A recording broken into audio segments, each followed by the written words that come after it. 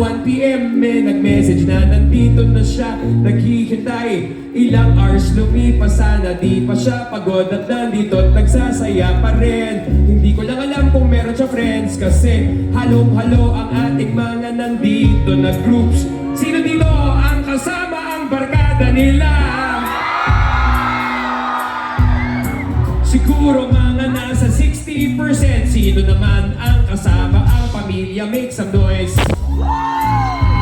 Meron din, okay. Sinisigurado ko lang na ang attendance check natin ay mag-inclusive sa lahat ng mga nandito, pati yung mga nasa area na elevated doon na sumasagot din kahit medyo malayo. Yung naka-white na naka-cap nasa taas, hello sa'yo. Sana wag ka mahulog sa magandang pwesto mo. At yung naka-long sleeves na gumaganito, hello sa'yo. At sa buong tropa mo, yung naka-hoodie na purple, hello to all of your friends.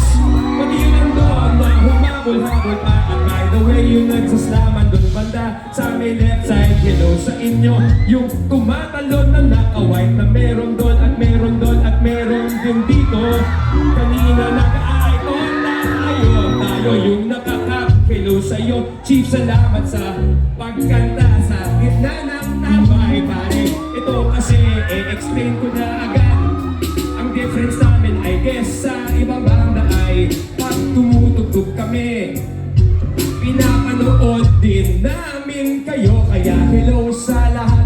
Hindi kami shy, hindi kami mga introvert. Kami ay game na makipagkwentuhan at makipagkulitan. At kung makaway na naka-blue na yun, na may hawak na ballpen at naka-camera na merong 3 lens,